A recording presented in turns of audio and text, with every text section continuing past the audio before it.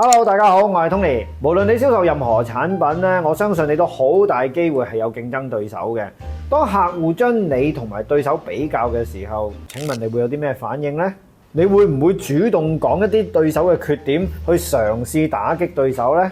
冇幾耐之前，我喺網上睇到一個地產銷售嘅故事。呢個故事咧，由一位內地嘅博主去分享嘅，講述佢點樣打擊競爭對手嘅樓盤，但係咧過程之中冇講過對方一句壞話喎。嗱，我就冇能力去證明呢件事係咪真係發生過嘅。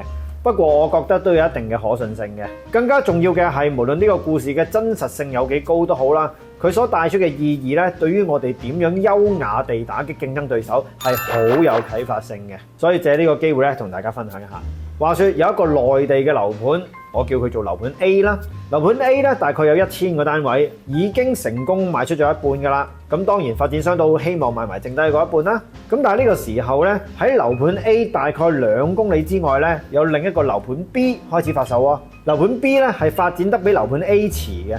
所以樓盤 B 喺各項設計上面咧，都係針對住樓盤 A 去做嘅。例如佢嘅單位面積會大一啲啦，門口會闊一啲啦，花園會大一啲啦，車位會大一啲啦，等等。總之每一樣嘢都好你少少。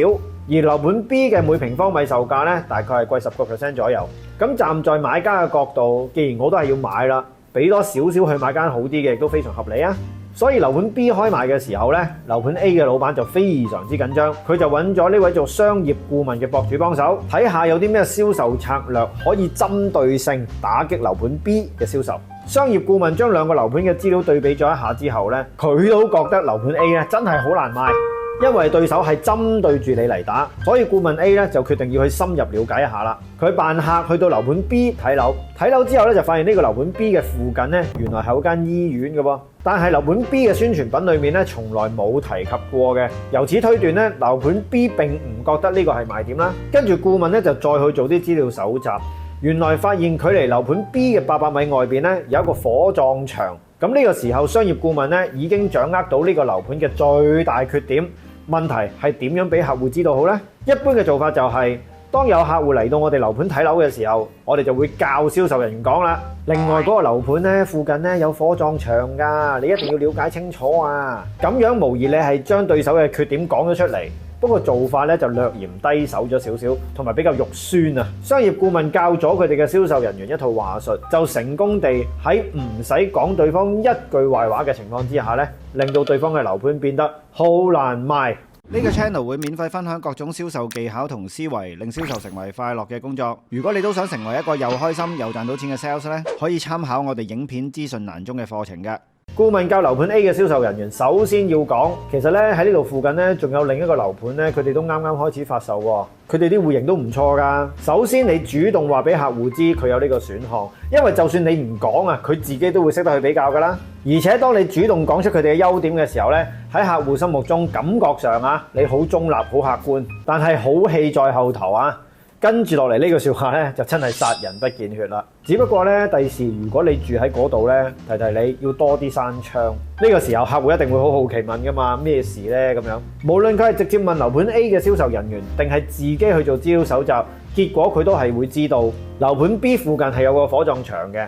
重點係呢個缺點唔係由樓盤 A 嘅銷售人員話俾佢知，而係客戶自己主動發掘出嚟。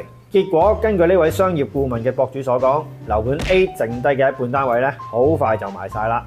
呢個故事咧有2點值得我哋學習嘅。第一，雖然呢件事係由銷售人員嘅話術去影響客戶嘅決定，但係真正嘅致勝關鍵並唔係話術，而係對自己同埋對對手嘅產品嘅充分了解啊！呢個案例如果純粹睇樓盤 A、B 嘅表面資料，樓盤 A 係好難賣嘅。喺呢個階段鑽研話術其實冇乜意義。反而係當商業顧問做咗實地調查之後咧，發現到對方嘅致命弱點，呢個時候再用話術去包裝先至有意義。所以唔好以為做銷售就係純粹靠把口噏。喺你有機會對客戶講嘢之前，其實你有好多前期功夫要做㗎。第二就係呢個話術嘅處理手法啦。佢用咗一個留白嘅方式，即係講一半又唔講一半，從而引起對方嘅興趣，由佢自己去揾到答案。比起你直接將答案講俾佢知咧，效果係完全唔同㗎。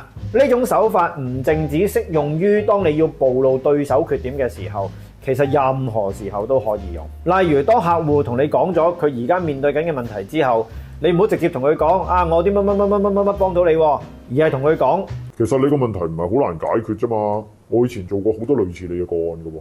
呢一刻你估下對方會點樣回應你呢？吓？係咩？你點樣做到㗎？同樣地，呢個時候唔係你向客戶提出答案，而係客戶想喺你身上面揾答案啊！你哋嘅關係係由你去主導嘅，所以記住做銷售要識得留白。如果你認為呢集節目對你有幫助嘅話呢，就分享出去俾多啲人睇啦！我哋下次再見。